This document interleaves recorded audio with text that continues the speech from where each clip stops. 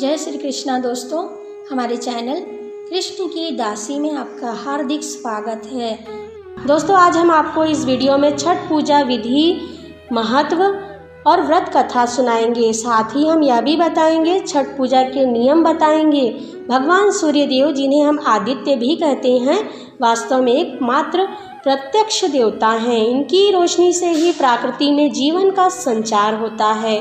सूर्य देव के प्रकाश से हमें शक्ति प्राप्त होती है। इनके प्रकाश से ऋतु चक्र चलता है। भगवान सूर्य की इस अपार कृपा के लिए श्रद्धा पूर्वक समर्पण और पूजा उनके प्रति कृतज्ञता को दर्शाता है। सूर्य षष्ठी का यह छठ व्रत इन्हीं आदित्य सूर्य भगवान को समर्पित है।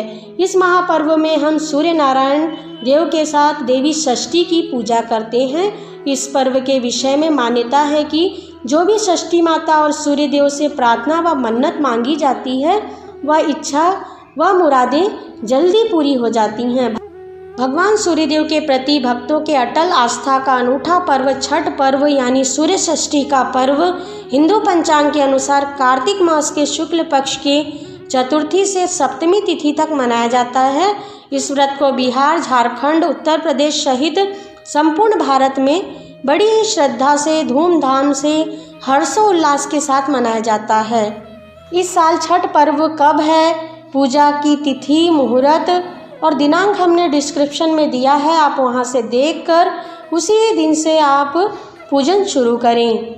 छठ पूजा विधि हम आपको बताते हैं। यह व्रत नहाय खाए से शुरू होता है। छठ पूजा व्रत 4 दिनों तक किया जाता है।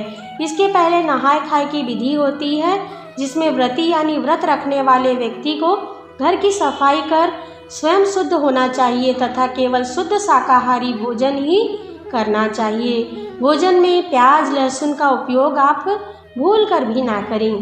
दोस्तों, दूसरा दिन खरना का होता है। खरना की विधि की जाती है। खरना में व्यक्ति को पूरे दिन का उपवास रखकर शाम के समय गुड़ से बने चावल की खीर या गन्ने का रस को प्रसाद के रूप में खाना चाहिए। इस दिन बनी गुड़ की खीर पौष्टिक व अत्यंत स्वादिष्ट होती है। तीसरे दिन शाम का अर्घ दिया जाता है। इस दिन सूर्य षष्ठी को पूरे दिन उपवास रखकर शाम के समय डूबते सूर्य देव को अर्घ देने के लिए पूजा सामग्री को डाले यानी लकड़ी के सूपा या डाली में रखकर नदी या तालाब या फिर जलाशय के पास ले जाना चाहिए। शाम को सूर्य को अर्घ देने के बाद सूपा व डाले में रखी पूजा के प्रसाद व सामग्री के सामान को वैसे ही घर में लाकर रखना होता है।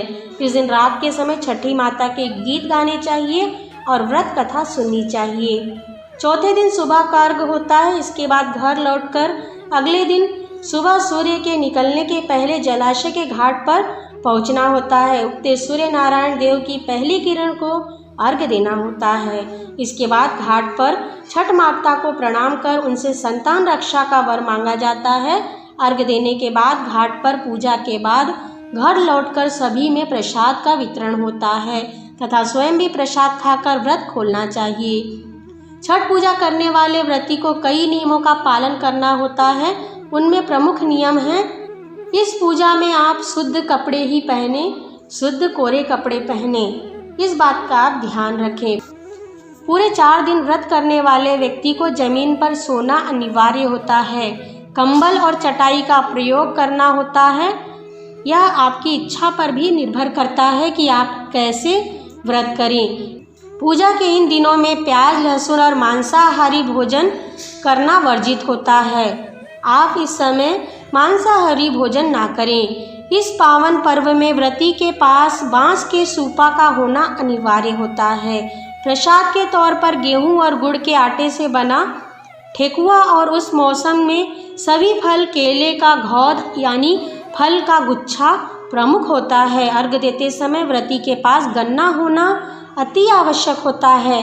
गन्ने से भगवान सूर्य देव को अर्घ दिया जाता है। सभी बातों का ध्यान आपको छठ व्रत में रखना होता है। आइए हम आपको छठ व्रत कथा सुनाते हैं। छठ पूजा से संबंधित पौराणिक कथा के अनुसार प्रियव्रत नाम के एक राजा थे।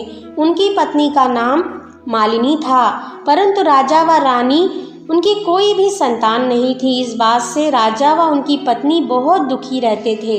उन्होंने एक दिन संतान प्राप्ति की इच्छा से महर्षि कश्यप द्वारा पुत्र षष्ठी यज्ञ करवाया। इस यज्ञ के फलस्वरूप रानी गर्भवती हो गई। 9 महीने बाद संतान सुख को प्राप्त करने का समय आया तो रानी को मरा हुआ पुत्र प्राप्त हुआ।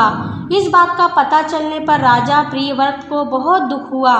संतान शोक में वह आत्महत्या का मन बना लिए, परंतु जैसे ही राजा ने आत्महत्या करने की कोशिश की, उनके सामने एक सुंदर देवी प्रकट हुई। देवी ने कहा राजा को कि मैं षष्ठी देवी हूँ, मैं लोगों को पुत्र का सौभाग्य प्रदान करती हूँ। इसके अलावा जो सच्चे भाव से मेरी पूजा करता है, उसके सभी प्रकार के मनोरथ को पूर्ण कर देती हूँ। यदि तुम मेरी पूजा करोगे तो मैं तुम्हें पुत्र रत्न प्रदान करूँगी। देवी की बातों से प्रभावित होकर राजा ने उनकी आज्ञा का पालन किया और राजा रानी ने कार्तिक शुक्ल पक्ष की षष्ठी तिथि के दिन देवी षष्ठी की पूरी विधि विधान से पूजा की। इस पूजा व व्रत के फलस्वरूप उन्हें एक सुंदर पुत्र रत्न की प्राप्ति हुई। तभी से छठ का पर्व मनाया जाने लगा। छठ व्रत के विषय में एक अन्य कथा के अनुसार जब पांडव अपना राजपाट जुए में हार गए थे, तब द्रौपदी ने छठ व्रत रखा। इस व्रत के प्रभाव से उनकी मनोकामनाएं पूरी हुई, उन्हें अपना राजपाट वापस मिल गया। इस व्रत में बहुत अधिक चमत्कारी शक्तियां हैं। छठ माता सभी की इच्छाएं पूरी करती हैं। आप सभी को हमारी तरफ से छठ पर्व की शुभकामनाएं। दोस्तों, आपको हमारा वीडियो कैसा लगा हमें कमेंट में लिखकर बताइए। वीडियो अच्छा लगा हो तो इसे लाइक और शेयर कीजिए। हमसे जुड़े रहने के लिए हमारे चैनल को सब्सक्राइब करके रखिए। वीडियो देखने के लिए आप सभी का धन्यवाद।